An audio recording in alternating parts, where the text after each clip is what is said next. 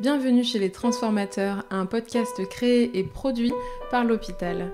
Professionnels de santé, entrepreneurs, designers, auteurs, nos invités ont des profils divers, mais la volonté commune d'impulser des dynamiques innovantes au sein de notre système de santé. Écoutez-les parler de leurs projets inspirants et partez à la rencontre du système de santé de demain au travers de leur voix. Je suis Aude Niedanu, la fondatrice de l'hôpital, et aujourd'hui je reçois Jean-François Médéli. Directeur d'hôpital au sein du CHU de Nantes, il est responsable des pôles femmes-mères-enfants et chirurgie ambulatoire. Quand je l'ai rencontré, il m'a parlé de design thinking et je n'ai pas pu résister à l'envie de l'interviewer. Je m'appelle Jean-François Médéli, je suis directeur d'hôpital actuellement au sein du CHU de Nantes, où je suis plus spécifiquement directeur de l'hôpital mère-enfant. Donc en fait, le CHU de Nantes a des pôles hospitalo-universitaires, un peu comme tout le monde, et je gère le pôle mère-enfant et puis le pôle chirurgical et ambulatoire. Et puis évidemment, en dehors de directeur d'hôpital, je suis un père de famille, de 2 enfants et un époux, j'espère, bienveillant. Ok, merci. Est-ce que tu peux nous raconter un peu ton parcours qui t'a mené jusque-là ? Donc moi j'ai eu un parcours finalement assez classique de directeur d'hôpital, c'est-à-dire si on prenait juste la ligne droite, ça serait un lycée, des résultats satisfaisants, Sciences Po, puis après le HESP, donc l'école des hautes études en santé publique à Rennes, et puis après directeur d'hôpital. La réalité elle est celle-là, mais un petit peu différente aussi, parce que lors de mon cursus académique, en fait j'ai fait quelques dérapages contrôlés.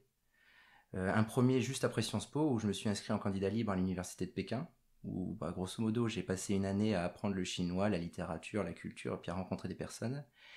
Et puis évidemment, quand on passe un an en Chine à pouvoir vivre une expérience incroyable, repasser les concours administratifs du jour au lendemain, c'est un petit peu sec et aride. Et donc j'ai eu une année un peu de décompression, ou bien on va dire un sas de décompression, ouais, à l'université Sorbonne sur Paris, où je me suis inscrit en littérature comparée. Où en effet j'ai essayé de faire un pont entre ce que j'avais appris en Chine et la littérature chinoise, et puis l'épopée grecque. Donc c'était vraiment un pont immense. Et puis après, quand même, je me suis dit, il fallait que je travaille dans la vie, il fallait que je gagne de l'argent. Et j'ai donc passé les concours administratifs. Et c'est un peu par hasard que je suis tombé sur le concours de directeur d'hôpital. Je savais même pas que les directeurs d'hôpitaux étaient des personnels administratifs formés sur un concours. Moi, j'étais plutôt parti sur la logique habituelle quand on fait Sciences Po, qui est l'ENA, l'INED pour avoir la territoriale. Et puis je l'ai découvert un peu par hasard, au détour d'une conversation, parce que c'est souvent au détour de quelque chose comme ça qu'on prend des chemins, où je me suis rendu compte que ce concours existait. J'ai regardé sur internet, il me restait une semaine pour m'inscrire, je me suis inscrit et je l'ai eu. Je devrais même dire c'est le seul que j'ai eu, mais je ne le regrette pas, parce que très vite j'ai perçu que ce métier de directeur d'hôpital, d'abord c'était un métier d'action, on était en prise avec des sujets très concrets, le soin en l'occurrence, et puis c'est aussi des métiers où la personnalité a son importance, où au-delà de l'étiquette de directeur, la manière dont on se comporte auprès des collègues, auprès des soignants, peut avoir un impact sur la manière dont vont évoluer les projets. Donc ça, c'était vraiment, donc ça c'est l'origine. Et alors j'ai commencé classiquement, en sortie d'école, j'ai été recruté au CHU de Nice, où j'ai commencé en directeur adjoint des travaux pour finir directeur du patrimoine immobilier. Donc là, l'objectif, c'était de gérer une équipe d'exploitation maintenance et de sécurité et les accompagner dans l'évolution, parce que le CHU se reconfigurait complètement en termes de patrimoine. Donc le principe, c'est vraiment accompagner l'ensemble des équipes autour d'un projet nouveau. Donc c'était du bâtiment, mais c'était aussi une autre manière de travailler. Et puis au bout de 5 ans, à Nice, j'avais, pour des raisons personnelles, besoin de me rapprocher soit de la Bretagne, soit des Pays de la Loire. J'ai candidaté à Rennes et on m'a recruté sur un poste qui était finalement assez flou initialement, puisque c'était être responsable du schéma directeur immobilier. Véronique Anatole, qui était la directrice, et qui l'est toujours, avait un projet de reconstruction partielle des blocs opératoires en plein milieu du site, et puis elle s'interrogeait en se disant, est-ce que c'est vraiment le bon parti pris? Est-ce qu'il faut qu'on se reconstruise de manière plus structurelle ailleurs? Est-ce qu'il faut faire ce projet? Et face à cette question, elle avait besoin de réponses et donc de force de travail pour apporter des réponses à cette question.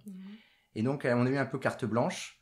Elle a monté une équipe avec donc un directeur, un médecin et un directeur des soins. Et en 5 ans, on est passé d'une question à un projet de reconstruction sur Pontchaillou, donc sur le site même de l'hôpital, avec un passage en copermo, l'obtention des subventions et la signature du premier contrat de conception-réalisation sur le centre, la première opération qui était un centre chirurgical interventionnel. Donc, superbe aventure humaine. Je pense atypique dans un métier de directeur parce qu'une reconstruction de site, je pense que c'est pas tous les jours. Et puis, du coup, dans la foulée et de manière assez naturelle par rapport à cette expérience, j'avais envie, là, pour le coup, de me rapprocher de Nantes. Et c'est là où j'étais recruté en tant que directeur délégué au CHU sur les fonctions que j'occupe et que j'ai précisées en introduction. Donc, 2 pôles hospitalo-universitaires, au contact des soignants, de leurs désirs, de leurs frustrations, des incohérences du système. Et moi, au milieu de tout ça, d'avoir à trouver l'équilibre. Voilà. Super, merci. On va bien sûr revenir sur plusieurs des projets que tu as pu mener ou sur des réflexions que tu as pu avoir tout au long de cette carrière, qui n'est pas du tout terminée, hein, mais au long de ce début de carrière. Et je rebondis sur ce que tu viens de dire, que c'était assez rare finalement d'être sur un projet de reconstruction d'hôpital. Peut-être que tu peux nous expliquer un peu comment ça s'est passé. Et puis, comme on est quand même dans le podcast des transformateurs et qu'on n'est pas juste là pour parler de pierre et d'immeubles, quel impact ça peut avoir aussi sur les organisations de créer des nouveaux bâtiments comme ça dans un hôpital? L'évidence que le bâtiment a un impact sur nos vies, je pense que j'ai pas besoin d'être directeur d'hôpital pour l'expliquer. Votre maison, elle est confortable, elle n'est pas confortable. Votre appartement, il fait chaud, il fait pas chaud. Il y a de la lumière, il n'y a pas de lumière. Ça change la manière dont vous évoluez à l'intérieur. Donc, il y a une évidence que, après, la littérature a aussi essayé de porter sur l'architecture hospitalière. Il y a aussi beaucoup d'architectes qui se sont spécialisés dans l'hospitalier et qui est donc un peu produit de la littérature autour de ça, notamment dans des approches comparatives européennes. Donc, l'impact immobilier sur les conditions de travail, il est évident. En revanche, la question, c'est dans quelle mesure un établissement doit investir plusieurs centaines de millions d'euros, alourdissant donc les charges de fonctionnement et d'exploitation, puisqu'il faut l'amortir, ce bâtiment, pour améliorer cette qualité sans dégrader ce qui est essentiel dans l'hôpital, c'est-à-dire le nombre de soignants qu'on a autour d'un patient et autour d'un lit. Et du coup, l'enjeu autour de ce projet de reconstruction, en fait, c'était tout sauf de la reconstruction. Et la mission, finalement, qui s'appelait schéma directeur immobilier, c'était d'abord un projet médical et soignant. C'était, de manière un peu travestie, le projet médical. Et c'est pour ça qu'il avait tout son sens à ce que ça soit pas qu'un directeur, quelle que puisse être son expérience dans les travaux, qui le porte, mais bien un trio entre un médecin, un directeur et puis un directeur des soins. Je trouve que la problématique qu'on a dans la manière dont on porte des projets immobiliers, ou tel que je l'ai vécu au début de la mission, c'est qu'on a un mode assez classique qui est: dites-nous quels sont les espaces que vous devez créer, quels sont les liens fonctionnels de proximité entre eux, et très vite on passe après sur un tableau des surfaces, où on dit, voilà, votre unité ambulatoire, vous devez avoir tac, la salle de soins, etc., tant de mètres carrés, et très vite on reste bloqué sur cet exercice-là, et le besoin programmatique devient un tableau des surfaces. Et il est vrai que les architectes, après, comme ils sont contractuellement engagés par un tableau des surfaces, la première des réponses, c'est de organiser l'espace en fonction de ce tableau. C'est un exercice qui n'est pas du tout naturel pour les soignants ou même pour les directeurs, de se dire comment on va projeter dans un nouvel espace sans reproduire ce qu'on a déjà. Ouais. Donc l'exercice qui consiste à dire l'objectif c'est un tableau des surfaces, le réflexe que ça produit c'est: prenons tous les espaces qu'on a aujourd'hui, listons tous les locaux pour surtout ne pas en oublier. Donc si l'objectif devient d'un projet de reconstruction, n'oublions pas les locaux et essayons d'améliorer en créant 1 ou 2 de plus qui nous manquent aujourd'hui, on rate complètement le projet. Et c'est dans ce cadre-là que nous, on a essayé de travailler, parce qu'on était parti sur ce mode-là en disant mais il y a un problème parce qu'on a l'impression qu'on ne se pose pas les bonnes questions. Et on s'est dit, plutôt que faire un tableau des surfaces, on va essayer de dessiner un plan de ce que pourrait être ce qu'on a compris de leurs besoins. Je t'interromps parce que un tableau des surfaces, c'est quoi? C'est un tableau, tu dis 43 mètres carrés pour la salle de soins. C'est une unité d'hospitalisation, c'est un poste de soins qui fait 20 mètres carrés, c'est 10 chambres qui font 20 mètres carrés, c'est un local de pharmacie qui fait tant, et après, tu donnes les proximités entre deux. Tu dis, voilà, ce local-là doit être à côté de celui-là. D'accord, donc c'est quelque chose de très aride. C'est un tableau Excel, quoi. Mais à la fin, tu as un tableau Excel, et comme c'est l'élément engageant le plus les architectes, puisqu'ils doivent dessiner un projet en fonction de ce tableau-là, si tu ne racontes pas l'histoire qu'il y a derrière, de pourquoi tu as demandé ça, tu rates tout. À la fois, l'architecte ne comprend pas, et comme il est quand même dans un mode d'exécution, parce qu'il a besoin de remporter le marché, enfin l'architecte ou bien le constructeur, et ben il s'y plie, quitte à quand il le dessine, identifier une incohérence par rapport au projet tel qu'il imagine. Et puis surtout, les équipes médicales et soignantes, comme elles n'ont que cet objectif en tête, et en fait, plutôt que de parler d'usage, on parle de mètres carrés, on en oublie l'objectif qui est quelle est la transformation de l'organisation qu'on veut. Et concrètement, la vraie question quand on reconstruit un bâtiment, c'est pas de se dire que j'ai besoin d'un surface avec tant de mètres carrés, c'est mon patient quand il arrive à l'hôpital, qu'est-ce qu'il rencontre en premier? À qui il fait face? Quand il a fait face à cette personne, donc après évidemment ça s'organise, c'est un bureau quoi que ce soit, où est-ce qu'il va aller? Est-ce qu'il y va à pied? Est-ce qu'il va en ascenseur? Comment il se repère? Quand il arrive dans l'unité, quelle est la première impression qu'il doit avoir? Est-ce que la première impression c'est une impression d'accueil avec le poste soignant? Ou est-ce que finalement la signalétique c'est suffisante et il est engagé naturellement? Et en fait, c'est en racontant un petit peu l'histoire de ce parcours de ce patient que tu peux décliner aussi avec le parcours du soignant. Tous ces sujets-là, qui sont des sujets d'usage, tu ne les as pas avec un tableau des surfaces. Donc il faut employer une autre méthode pour pouvoir l'amener et que ça soit écrit, formalisé. Et évidemment, le tableau des surfaces, qui est quand même l'objectif contractuel, il arrive en deuxième temps. Mais si tu perds cette usage, demain, c'est quoi l'usage que vous voulez avoir demain? Comment vous voulez fonctionner? On rate tout. Et le principe, on arrive assez naturellement à une reproduction des organisations un petit peu améliorée plutôt qu'à une transformation. Or, quand on investit autant, s'il n'y a pas un levier de transformation majeur, on rate, je pense, une grande partie de l'objectif. Ouais, c'est du gâchis un peu. Bah oui, puis c'est d'autant plus du gâchis parce que si tu construis la même chose, un peu plus grand, donc qui va coûter plus cher en exploitation, avec les mêmes organisations, avec le même personnel, tu vas même te mettre en difficulté, in fine. Ouais. Donc à la fin, les gens, ils arrivent dans le bâtiment, on leur a vendu du rêve, ils disent, mais en fait, on était presque mieux avant parce que au moins on nous couvrait nos absences maladie ou je ne sais quoi. Alors que là, l'hôpital est tellement endetté qu'il est en difficulté par ailleurs. Donc on arrive à une espèce de incohérence finale, alors que le projet initial était quand même une bonne idée, c'était améliorons la manière dont on peut travailler. Et c'est là où l'expérience, la notion d'expérience, qu'elle soit du patient ou du professionnel, elle est fondamentale dans la conception immobilière. Donc si je comprends bien, tu insistes sur le fait que d'abord on réfléchit à l'expérience qu'on veut avoir et ensuite on met les murs autour finalement de ce parcours qu'on a imaginé. Et il faut aussi que la réflexion elle puisse être très concrète, que les gens puissent se projeter. Et c'est vrai qu'un tableau Excel avec des chiffres pour se projeter c'est quand même compliqué. Bah, c'est impossible. C'est impossible. Donc non, c'est absolument ça. C'est-à-dire quelle est l'expérience qu'on veut vivre en s'appuyant de l'expérience qu'on a déjà dans nos locaux, mais quelle est celle qu'on va vivre et du coup comment une réponse autre pourrait permettre d'améliorer les points qui sont les irritants du quotidien. Le principe, ça doit être d'essayer de faire en limitant les irritants. Mmh. Et alors comment tu as fait concrètement à ce moment-là? De manière un peu intuitive, on s'est dit donner à voir, c'est la condition sine qua non pour.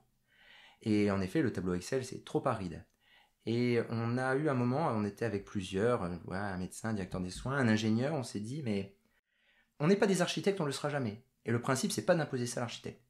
Mais si, sur la base des éléments qu'on avait, on se prêtait à cet exercice de dessiner sur un plan, en formalisant les espaces, les locaux, et qu'après, on s'amusait avec les professionnels à faire les parcours dans ce plan, qui est donc un plan fictif, c'est presque un prototype, et qui a vocation à être jeté. On se dit, ben voilà, concrètement, vous nous a dit ça. Le patient, donc, il arrive, il fait ça. Puis là, on va se dire, mais attendez, là, c'est pas logique. Avant cette étape-là, il doit passer par là. Ah bah, vous voyez, on ne s'était pas posé cette question-là. Peut-être qu'il faut inverser l'ordre des locaux. Donner à voir, ça nous a permis deux choses. Un, bah déjà de rendre quelque chose plus concret, parce que c'est des process longs, les process immobiliers. Donc, quand vous faites X séries d'échanges sur lesquels vous n'avez rien à voir que des tableaux et des phrases, ça désespère tout le monde. Là, presque, on a l'impression de faire un premier livrable, un premier rendu. Donc, ils se sentent aussi reconnus, les professionnels, en disant, bon, ah ok, je vois ce que ça pourrait donner. Et puis, il y a aussi une forme de reconnaissance à, vous m'avez compris. Je me reconnais ou pas dans le schéma ou dans le dessin que vous avez fait. Donc, le dessin, il est hyper important pour ça, parce qu'il permet de poser les bonnes questions. Il permet de renvoyer à nos collègues, les collaborateurs, que sont tous les soignants qui vont demain vivre dans les murs, de se dire, ah oui, on vous a compris. Et ce qu'on écrit, on l'écrit pas parce qu'on a quelque chose à vous imposer, mais on l'écrit parce que ça... c'est la réalité de votre expérience. Et ça change vraiment tout. Donc là, tu parles vraiment beaucoup de l'importance de visualiser finalement les choses, de donner à voir, comme tu dis. Et donc ça me fait penser à une pratique qu'on a beaucoup, nous, chez l'hôpital. On fait du sketch note, de la facilitation graphique pour dessiner, schématiser les idées. Et il me semble que c'est quelque chose qui te parle pas mal, toi aussi, la facilitation graphique. Ben c'est exactement ça, en fait. Quand on l'a appliqué de manière un peu spontanée et intuitive... d'abord, on n'y avait pas mis de nom dessus, on disait on dessine. Et ce n'est qu'après, en fait, d'ailleurs quand j'avais quitté Rennes, que je me suis rendu compte de cette discipline, de cette expertise qui était la facilitation graphique. Et en fait, je l'ai découvert un peu par hasard, où voilà, j'arrivais à peu près à un peu plus de 10 ans d'expérience professionnelle en tant que directeur d'hôpital. Je me dis, bon, quand même, au bout de 10 ans, je vais me former un petit peu, ça me fera pas de mal. Et qu'en cherchant un petit peu les offres, je regardais un peu facilitation graphique et que je l'ai trouvé dans un cadre un peu plus global qui était la facilitation au design thinking. Et donc, en fait, je me suis formé a posteriori de ma pratique en tant que programmateur hospitalier. Et ça a fait écho tout de suite, quoi. Je me suis rendu compte que c'était le même objectif, que c'était les mêmes outils. J'ai acheté des crayons beaucoup plus sympas que ceux que j'avais quand j'étais à Rennes, où on peut surligner au-dessus. Mais la philosophie était la même. Et en fait, j'avais juste pas mis de mots dessus. On l'avait pas conceptualisé, on le faisait de manière un peu intuitive. Et alors, du coup, quelle utilité du design thinking dans un hôpital, à tes yeux? Bah, du coup, c'est beaucoup plus large que la facilitation graphique, qui en fait est un des outils. Quand j'ai regardé un petit peu l'objectif de la facilitation, enfin du design thinking, comme tout le temps, hein, quand on regarde un peu l'offre, on parle du double diamant, on se dit, bon, qu'est-ce que c'est que ce concept?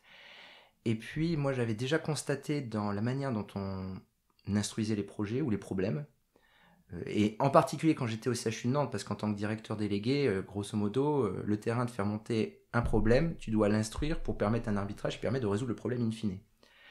Et je me suis rendu compte qu'il y avait une phase initiale qu'on négligeait complètement, qui est toute la partie observation de l'usage. C'est-à-dire que le projet, dans la manière dont il était initié, étaient les éléments de contexte d'un point de vue très médico-économique. C'est-à-dire le problème, ça ne pouvait être que le nombre de séjours baisse ou le taux d'occupation est faible, etc. Je n'avais jamais vu de projet, enfin c'est peut-être moi, mais je n'avais jamais vu de projet qui était fondé dans sa base, dans sa conception par on a une insatisfaction d'un patient ou d'une équipe. Et du coup, quand je suis tombé sur le design thinking en disant, avant de trouver la solution, qui est une solution qui peut être organisationnelle, posons-nous d'abord les bonnes questions, explorons quelle est la problématique, ça a été, si ce n'est une révélation, un choc. Je me suis rendu compte à quel point, dans la manière dont on travaillait, on était tout de suite précipité dans une réponse organisationnelle, que ça soit d'effectifs, que ça soit de locaux, que ça soit d'outils numériques, et que parfois ça nous éloignait de la problématique qui était souvent celle de mais comment le patient, son accompagnant, les familles vivaient la manière dont elles traversaient cet espace qui était l'hôpital. Mmh. Donc finalement le design ça a été plus qu'une découverte d'un outil, d'une méthode de travail qui allait me conduire à être appliqué en tant que tel à l'hôpital, ça a été une manière de repenser la manière dont j'instruisais déjà mes projets, mais en lui apportant une toute autre dimension, en donnant autant d'importance à l'expérience, au parcours, à l'observation de l'usager, qu'à d'autres indicateurs qui sont importants, mais qui sont les indicateurs d'activité financière, etc. Et qui fait donc du coup l'équilibre entre les deux. C'est intéressant ce que tu dis, le design thinking, on a souvent l'impression que c'est compliqué. Déjà, le nom, il est compliqué. Et du coup, on aime bien dire que, en fait, le design thinking, c'est un mot compliqué pour dire du bon sens. Les gens, quand on réfléchit à comment faudrait-il régler un problème, on se dit oui, c'est assez naturel d'étudier le problème, comprendre ce qui va pas, chercher des solutions a posteriori, les faire tester. Ça paraît naturel. Et en même temps, ça demande beaucoup d'humilité. Parce qu'il faut partir du principe tout du long que en fait, la personne pour qui je veux travailler, elle sait mieux que moi. Elle sait mieux que moi ce qu'elle vit, elle sait mieux que moi si l'idée est bonne, donc ça demande beaucoup d'humilité.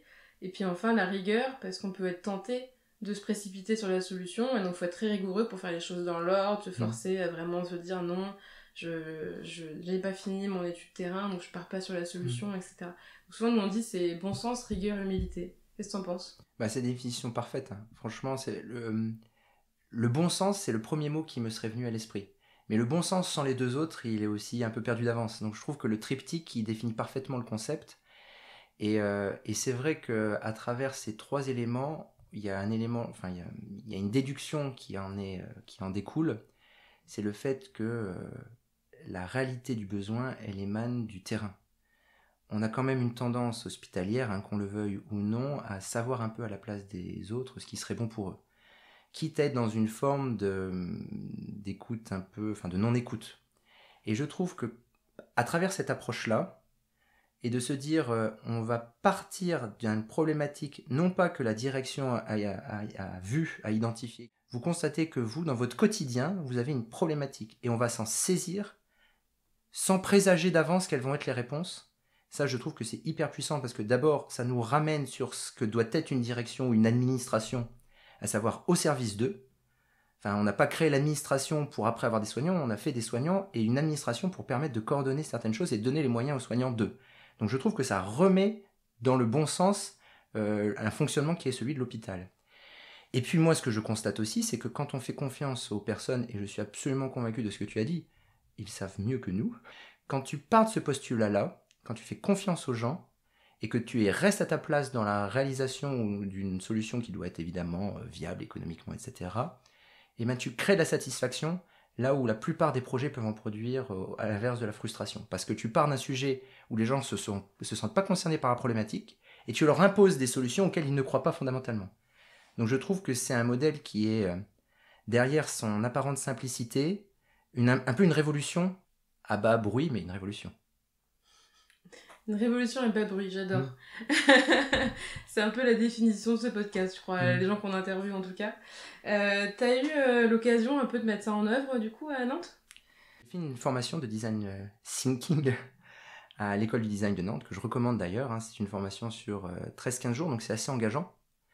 Et à l'occasion de cette formation où on a un groupe de 8 ou 10 personnes, profils très différents, vraiment très différents. Tu vois, tu avais un directeur d'hôpital, tu avais un professionnel qui avait un atelier de pièces détachées faites sur mesure, tu avais un ingénieur pédagogique d'une école de commerce, tu avais une directrice d'un tiers-lieu.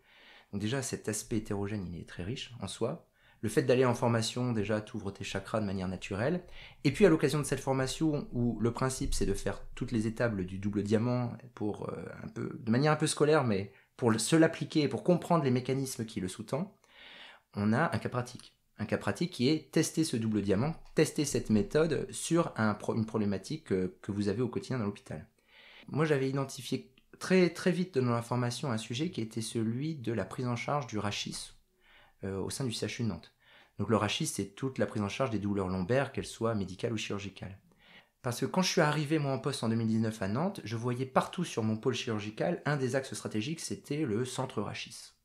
Donc voilà, il y avait plein de trucs, il y avait eu une présentation en CME, etc. Et quand je suis allé faire le tour des services, que je disais c'est quoi vos enjeux, c'est quoi vos projets, c'est quoi vos difficultés, je crois que je n'ai jamais entendu quelqu'un parler du rachis, que ce soit le cadre ou le chef de service. Et j'ai dit mais là il y a un petit problème. Et puis du coup, moi j'ai laissé un peu peser ça, parce que qu'en plus qu'on prend un poste, on est tellement submergé qu'on se dit on va pas se surcharger plus de choses. Et puis à un moment, je revois cette dynamique revenir. Il y a un article dans la presse autour du privé d'en face qui se structure, qui a fait une super offre. Je vois un médecin qui réagit en se disant bah nous on est encore incapable de le faire. Et là je commence à venir sur mais du coup quel est le problème, enfin pourquoi ce projet n'a pas abouti, Rachid? Et ils me disent bah voilà, on a essayé de faire ça, on devait faire une unité, et puis ça n'avait pas abouti, puis du coup les chirurgiens partent, et puis comme ils partent, il n'y a plus de porteurs, et puis du coup, bref. L'exemple du projet où tout le monde s'est beaucoup investi, et qui, n'ayant pas abouti, est devenu un serpent de mer auquel plus personne ne croit. Et du coup, je me suis dit, est-ce que l'une des raisons pour laquelle ce projet a échoué, c'est pas qu'on n'a pas pris le bon angle d'attaque? Puisque on voyait bien qu'un des éléments qui n'avait pas abouti, c'était la création d'une unité d'hospitalisation rachis. Et quand j'ai demandé aux gens, mais est-ce que vous pensez vraiment que l'enjeu, c'est celui-ci? Pour le patient, qu'il soit hospitalisé dans une unité sur laquelle la pancarte c'est marqué orthopédie, rhumatologie ou rachis, est-ce que ça change votre prise en charge? De manière un peu évidente, tout le monde m'a dit non.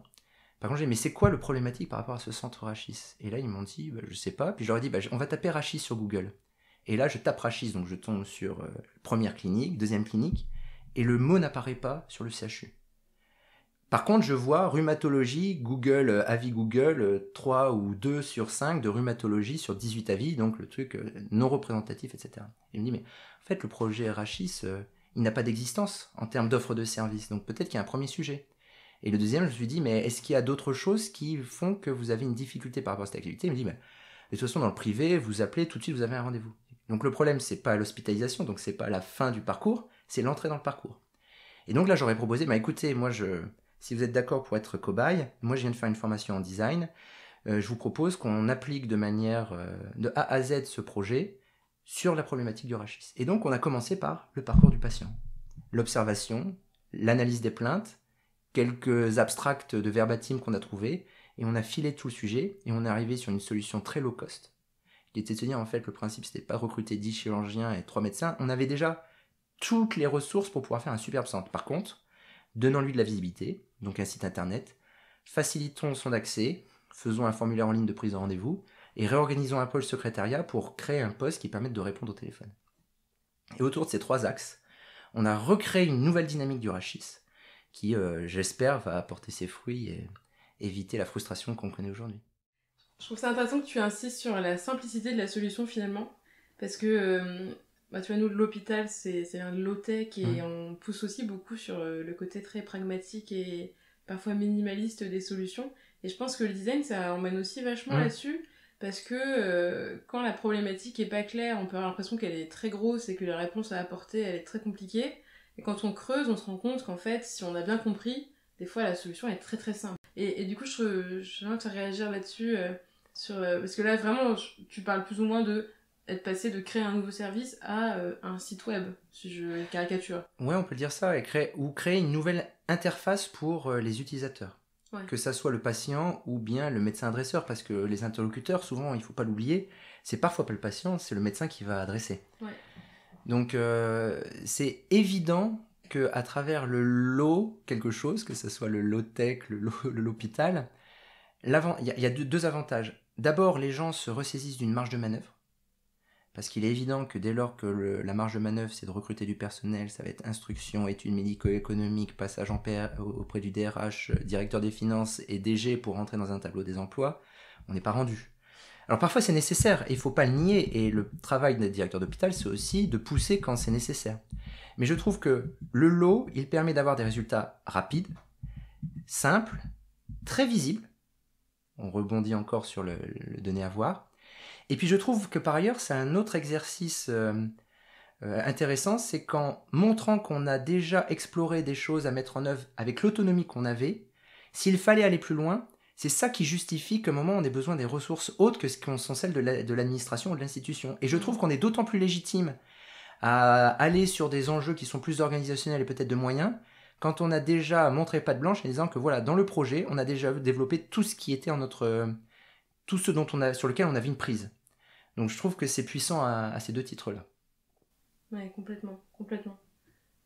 Alors en dehors de ce projet très, très spécifique du rachis que tu as fait avec cette formation, il me semble que tu m'avais parlé aussi de aujourd'hui, comment tu intègres le design, comment est-ce que tu arrives par exemple à prendre en compte les plaintes des patients, comment ça influence ton travail aujourd'hui?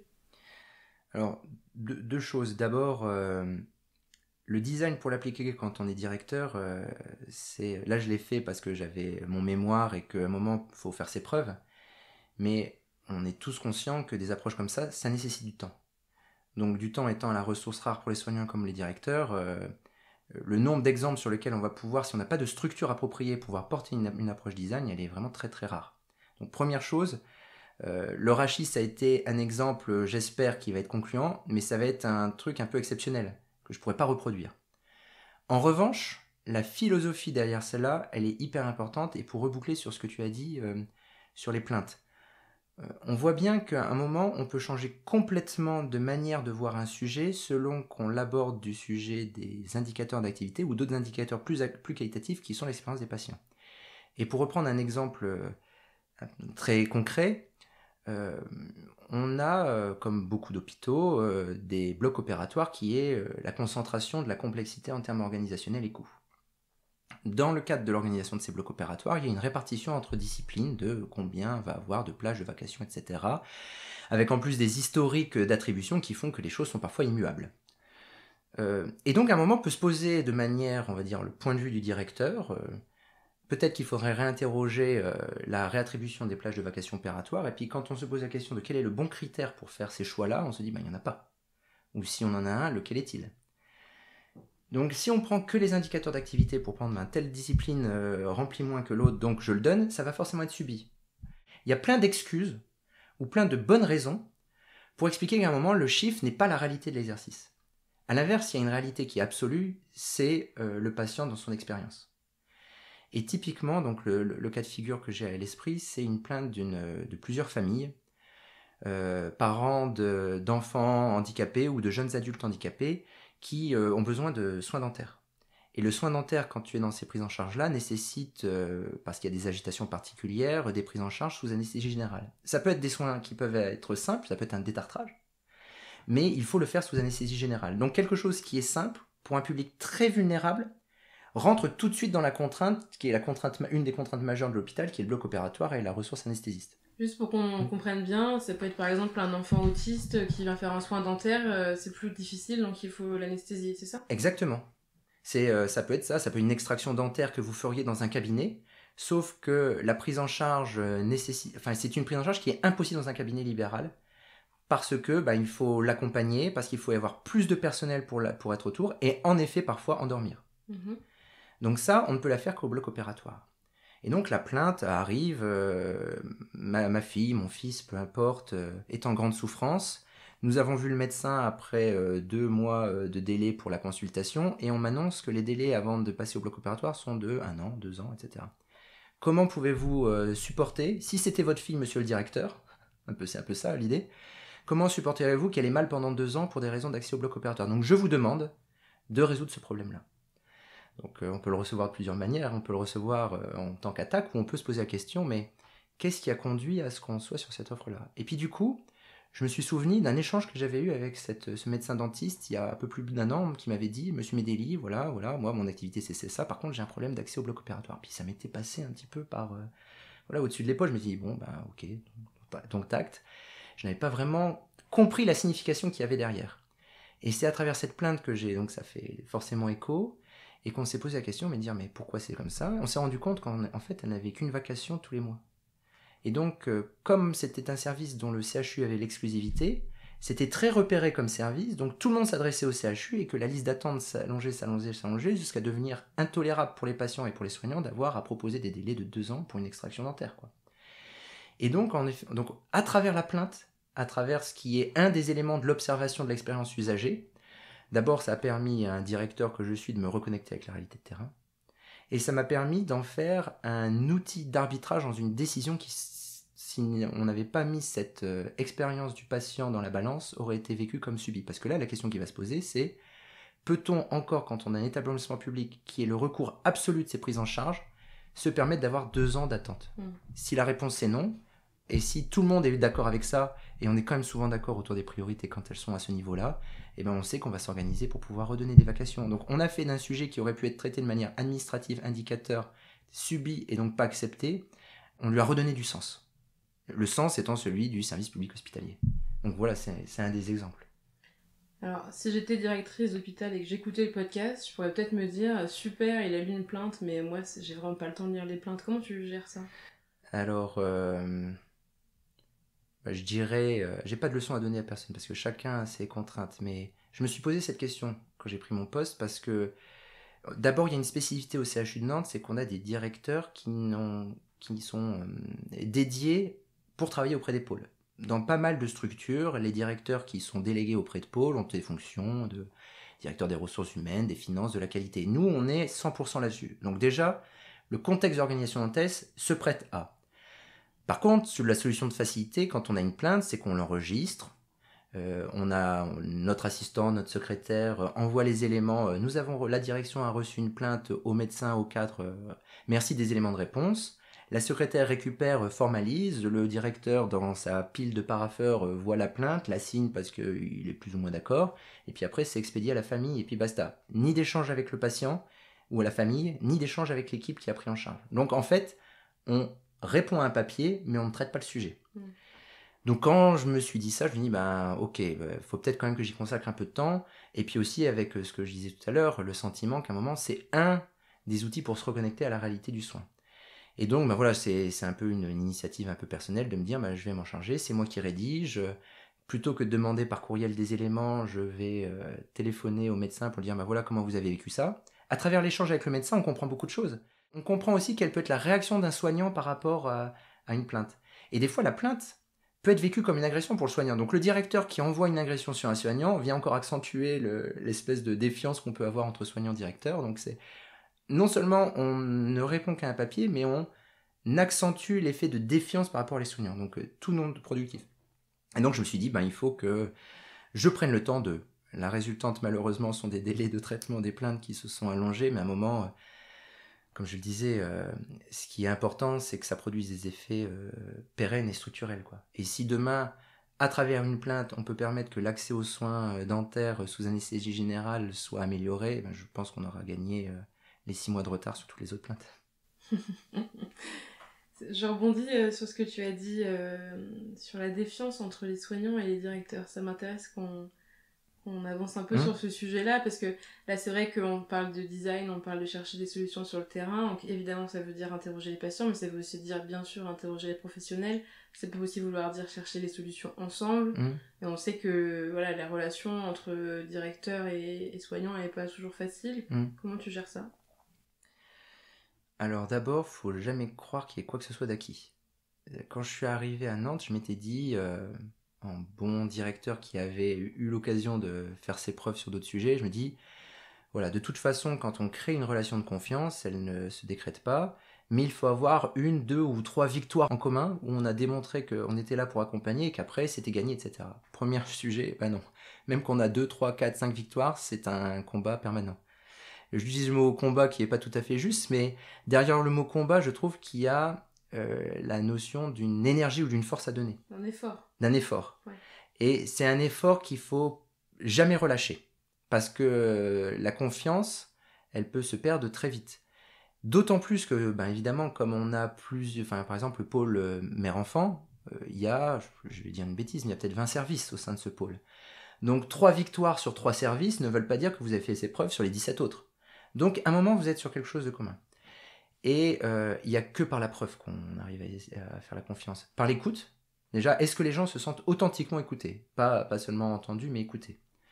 Deuxièmement, est-ce que l'écoute produit un résultat ? Alors le résultat, ça peut être d'alerter la direction générale, parce que c'est encore quelque chose qui est très fondé, que voilà, tant que le directeur général ne le sait pas, c'est pas un problème. Ou ça peut être s'écouter et puis on va mettre en œuvre quelque chose. Et puis le troisième élément que je te trouve qui est hyper important, c'est un moment de faire tomber un peu les masques. C'est-à-dire que, évidemment, je serai toujours un directeur, je ne serai jamais un soignant, et le soignant ne sera jamais directeur, et il ne faut pas faire semblant. Il ne faut pas se tromper, il faut toujours rester à sa place. Mais par contre, un moment d'avoir un côté un peu transgressif, de se dire que je vais un peu dépasser mon rôle pour passer un tout petit peu de l'autre côté de la frontière pour mieux revenir à ma place, ça c'est quelque chose qui est important, qui peut être déstabilisant pour les autres, qui peut être déstabilisant pour soi-même, mais je crois qu'on est arrivé à un tel niveau d'incompréhension entre les uns et les autres, je pense lié aussi au fait qu'on n'a pas beaucoup de temps de parler ensemble. Perdre du temps, c'est quelque chose de transgressif à l'hôpital. C'est un moment d'aller voir quelqu'un et dire est-ce que vous avez une demi-heure pour prendre un café ? Alors souvent c'est non, mais si c'est oui, il peut passer beaucoup de choses dans un café. Et un moment de s'arrêter de manière imprévue. Ben, des fois ça se joue à travers ça. Et ça me fait penser à un échange que j'ai eu avec le chef de pôle, en l'occurrence du pôle femmes-mères-enfants, qui va donc finir sa carrière. Je lui fais un clin d'œil par la même occasion, même je ne suis pas sûr qu'il écoute les podcasts, et qui a été chef de pôle 22 ans. Et je vais lui passer alors du coup. Je vais lui faire suivre le lien. Bah oui, voilà. tu peux lui envoyer. Et il a été chef de pôle 22 ans au sein du service, et puis il a été au sein du service de PMA.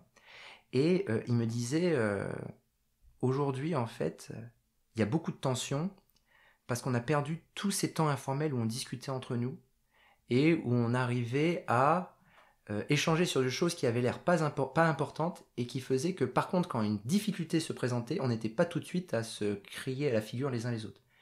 Et après évidemment il a parlé de ses anecdotes, du café du coin, etc. Peu importe.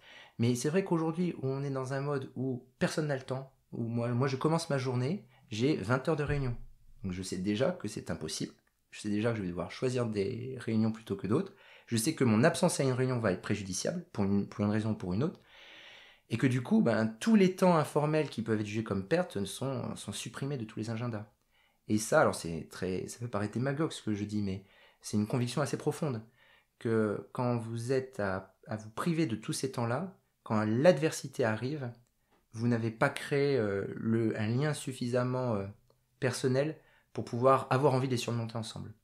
Et en tant que directeur d'hôpital, je le remarque, il y a des équipes avec qui j'ai eu l'occasion d'échanger, de travailler avec qui, à un moment, quand il y a des tensions, on arrive à parler et on arrive à débloquer des situations, avec celle où c'est la première fois que je dois faire mes preuves, pour reprendre l'expression tout à l'heure, ouah, le ticket d'entrée, il est lourd. Hein. Et puis, on voit bien les représentations respectives, que ce soit les miennes vis-à-vis d'eux ou eux vis-à-vis de moi, font qu'on a une incompréhension totale de l'un de l'autre. C'est ça, il y a aussi le poids quand même des casquettes et des préjugés qu'il peut y avoir.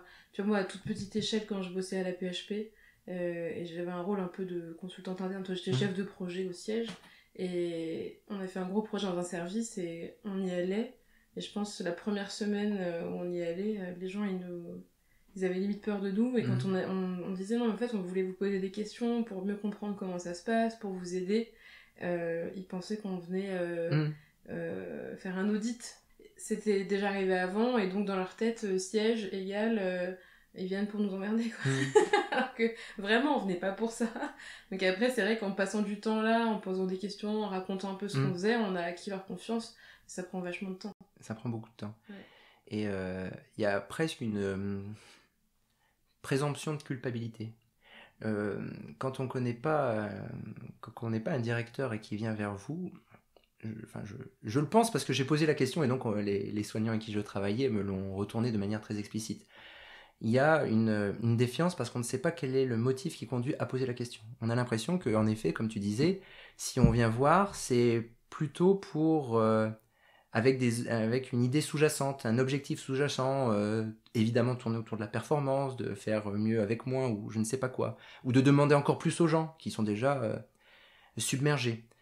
Donc ça, cette première étape, elle est compliquée. Et en tant que directeur d'hôpital, à travers son action, à travers ses propos, à travers son attitude, d'essayer d'inspirer un peu de confiance, ben, je trouve que c'est le premier job, quoi. C'est la première des nécessités.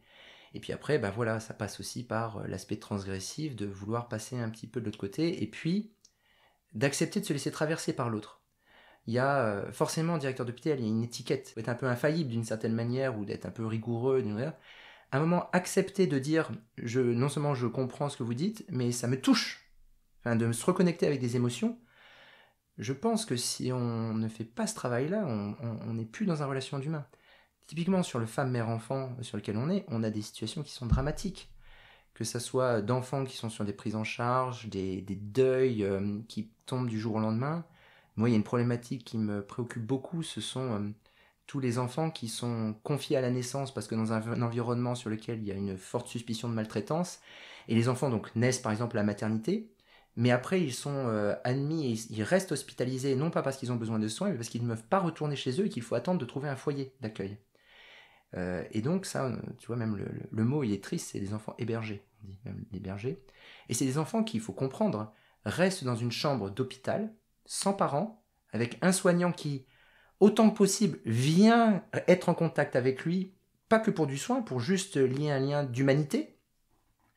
Et vous avez des enfants qui sont comme ça, quand on sait l'importance que là du lien, du pot à pot, du lien entre le mère et l'enfant, du père et de l'enfant, imaginez que des enfants restent 10, 15, 20, 30 jours hospitalisés sans avoir ces soins qu'on appelle le maternage, sans avoir cette connexion humaine. On sait d'avance les pertes de chance qu'il va avoir pour le reste de sa vie. Enfin, pour ceux qui ont vu Pupille, le film Pupille avec Sandrine Kiberlin, on est complètement là-dedans. C'est-à-dire qu'un enfant qui n'a pas des soins d'amour, au-delà des soins techniques, il dépérit. Et de se dire qu'on est face à cette situation-là et qu'on est sous une forme d'impuissance à l'hôpital, si le directeur d'hôpital à qui des équipes disent « Monsieur Medeli » ou « Monsieur je ne sais pas quoi, on est face à cette situation-là, on ne sait plus quoi faire, aidez-nous » et qu'on n'a pas au moins la décence de dire « C'est inacceptable, c'est hyper touchant » et puis même à la limite verser une larme. Je veux dire, là, ça fait drama queen, mais je trouve que c'est de manquer d'humanité dans ces situations-là, c'est se décrédibiliser vis-à-vis des soignants qui en plus sont hyper investis et dont c'est la fibre, c'est pour ça qu'ils sont soignants. Et quand on est directeur d'hôpital, on est directeur d'hôpital, donc on doit avoir cette fibre, je pense. Donc ça, c'est vraiment un enjeu hyper important, je trouve. On parlait tout à l'heure des plaintes ou autres. En fait, quand on est directeur d'hôpital, on a une chance qui est immense, c'est qu'on a accès à beaucoup de choses. Quand j'ai un souhait d'être en relation avec un soignant, quel qu'il soit, avec un responsable technique, avec un agent de sécurité, si j'ai envie de visiter le bloc opératoire, si j'ai envie d'appeler un patient ou une famille, je peux le faire. Et ça, je pense que peu de métiers, peu de professionnels ont cette autorisation ou s'autorisent. La question en tant que directeur d'hôpital que je me pose et que pas mal de personnes, parce que j'ai pas mal échangé, se posent, c'est comment on fait de cette capacité qui nous est donnée, de ce privilège, un levier d'action pour améliorer le quotidien des professionnels et des patients. Et donc je trouve que derrière parfois l'impression d'impuissance que peut avoir un directeur très soumis à des contraintes, il y a aussi l'extrême chance qu'on a d'avoir un accès aussi fort à des données, à des gens, à des personnes, à des compétences, et d'avoir cette chance pour pouvoir faire la synthèse qui permettra de faire bouger les lignes, de transformer je sais pas quoi, c'est quelque chose qui doit nous animer, quoi. Enfin, moi qui m'anime en tout cas personnellement au quotidien. Si je résume en 2 mots, pour toi, un directeur, c'est forcément un transformateur.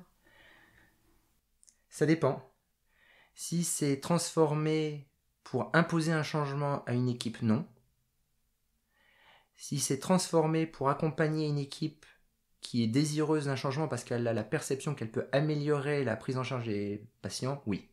Je pense que la transformation, elle ne peut être liée qu'à l'incarnation d'un besoin de changement qui vient du terrain et pas d'en haut, si on doit prendre d'autres expressions un peu grandiloquentes. Après, je suis quand même directeur, je ne suis pas non plus naïf. Il y a des mesures qui sont imposées, il faut les décliner, et la question c'est comment on les décline le mieux. On n'est pas dans le monde des bisounours. Mais quand même, je crois profondément à notre rôle de transformateur, facilitateur, synthétiseur, catalyseur. En tout cas, en n'oubliant pas que si on est là, c'est pour des soignants. Et l'administration en tant que telle, il n'y a pas d'auto-justification. Donc là, tu insistes beaucoup sur le rôle du directeur dans la relation, finalement, qu'on doit se mettre au service et que si on arrive à être à l'écoute des professionnels, c'est là qu'on prendra les bonnes décisions. J'imagine qu'il y a aussi une question de temps face à soi-même et de prendre du recul. Dans l'hôpital, comme on n'a pas le temps, on court après les choses et on ne prend jamais le temps de s'arrêter pour poser les choses. Et tu vois, par exemple, les psychologues, parce que c'est ça qui m'y a fait penser, ont dans leur statut un temps qui s'appelle le temps FIR, c'est formation individuelle et recherche, qui est reconnu comme un temps de travail, mais qui est fait pour faire de la recherche. De la recherche, mais qui peut être de l'analyse, de la supervision, etc. Et tu vois, ce temps-là, qui est reconnu parce qu'en plus les psychologues, c'est leur outil de travail de penser autour des pratiques, il est assez mal perçu parfois par les autres soignants qui se disent mais comment eux se permettent le luxe d'eux alors que nous, on est dans la production pure, on n'a pas le temps et puis nous on prend un temps. Et je me dis qu'en fait, même si c'est pour des raisons différentes, plutôt que de voir un peu à la baisse et de se dire il faudrait considérer ça comme un luxe d'un qui ne se justifie pas, ne se justifie plus, moi je trouve qu'à l'inverse, il faudrait qu'on se pose la question de est-ce que ce temps réflexif, il ne faudrait pas qu'on se l'impose dans les autres métiers. Moi dans les différentes équipes que j'ai intégrées, on a rarement eu ce temps de supervision, d'analyse de nos pratiques. Or, quand même, en tant que directeur, vu le niveau de responsabilité qu'on a, de se poser la question sur un moment nos pratiques et quel est l'impact que ça a sur nos collègues, et de le penser collectivement, ça serait hyper puissant. Et je trouve que ça, ça serait un enjeu, je trouve. On parlait de temps, etc., de transformer. La transformation, elle vient aussi au détour d'une réflexion collective un peu déconnectée de la production première, autour de, quelles sont nos pratiques et comment on peut les changer. Et je trouve que ce temps-là, on ne le prend pas. Bon, on arrive déjà malheureusement à la fin de cet épisode passionnant, mais je vais te poser donc les 2 dernières questions en général qu'on pose à la fin des podcasts. La première, c'est quelle est ta devise ? Alors, comme j'avais eu le droit de la préparer, je me suis quand même... j'ai pas fait semblant, mais c'est quelque chose auquel je crois. Alors, c'est pas en tant que tel une devise, c'est une citation d'une ethnologue, ou je sais pas si on dit ethnographe, qui s'appelle Germaine Tillon, et qui, dans un de ses premiers ouvrages, à l'occasion de la découverte de tribus berbères en Algérie, rentrait dans un village, découvrait, posait des questions, etc. Et dans un des livres qui s'appelle « Il était une fois l'ethnographie », elle expose ça et elle fait la citation suivante, que je trouve très juste et que j'aimerais m'appliquer à moi-même. « J'apprenais à écouter ce que chacun me disait, à ne pas savoir d'avance ce qu'il allait me répondre et à garder secret ce qui devait l'être. » Et je trouve que c'est une phrase, je ne sais pas si c'est une devise, on peut dire que c'est une devise, mais c'est une phrase qui est très inspirante et qui, je trouve, est un peu une éthique à la fois de vie personnelle mais aussi professionnelle. Et en tout cas, qui fait écho dans le métier que j'exerce aujourd'hui. En tout cas, on voit que la notion d'écoute est vraiment centrale dans toi, ta pratique de ton métier et dans ta philosophie. Et alors, pour terminer, à ton avis, Quels sont les autres transformateurs ou transformatrices qu'on devrait inviter dans ce podcast? Alors ça va être à la fois une proposition et puis un hommage. C'est Jean-Yves Gauvry, qui est donc le médecin qui j'ai travaillé quand j'étais au CHU de Rennes dans le projet de reconstruction de l'hôpital sur Pontchaillou. C'est avec lui et une directrice des soins qui s'appelle Mylène qu'on a monté tout le projet. Et dès l'origine, en fait, les masques, les tenues, je sais pas, sont tombés. Enfin, dès le début, on a eu une espèce de sentiment de confiance réciproque et on s'est dit, au-delà de ce qu'on est en tant que professionnel et des statuts qu'on incarne, on a un projet, on a un objectif commun. Et pour moi, il a incarné la disponibilité, l'écoute aussi, le lien avec une communauté médicale. Il a été aussi le garant d'une réussite d'un projet parce qu'en incarnant une autre légitimité que celle du directeur, et qui par ailleurs a été d'une immense humanité, et de bienveillance auprès de ses collègues, auprès de moi. Et je trouve que c'est à travers ces personnalités qui, à bas bruit, sans faire de vagues, avec une certaine humanité et humilité, que les choses ont avancé et se transformé. Et puis il a quand même à son actif la reconstruction d'un hôpital sur Pontchaillou, c'est quand même pas rien. Bah écoute, merci, on va le contacter grâce à toi. Merci à toi. Merci beaucoup Jean-François pour cet échange passionnant. Suite à un contact LinkedIn et un déjeuner beaucoup trop long et passionnant, je suis ravie d'avoir fait ta connaissance et d'avoir pu t'inviter aujourd'hui. Merci à toi. Et puis bon courage pour tous les défis qui t'attendent.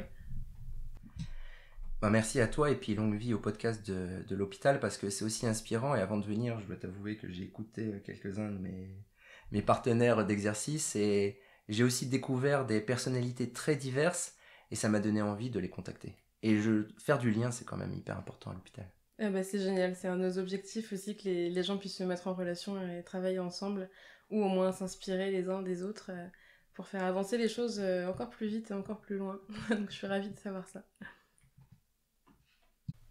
Merci d'avoir écouté cet épisode. Peut-être qu'il a résonné avec vos convictions ou vous a donné des ailes pour concrétiser vos idées. En tout cas, vous n'êtes pas seul. Nous sommes des centaines à vouloir transformer notre système de santé. Et nous avons créé un espace en ligne pour échanger et pour nous entraider. Pour nous rejoindre, rendez-vous sur notre site l'hôpital.care, lowpital.care, rubrique communauté. Et pour nous aider à faire connaître le podcast, parlez-en autour de vous, mettez-nous 5 étoiles et abonnez-vous sur les plateformes de votre choix. Ça nous aiderait énormément. Merci et à bientôt pour le prochain épisode.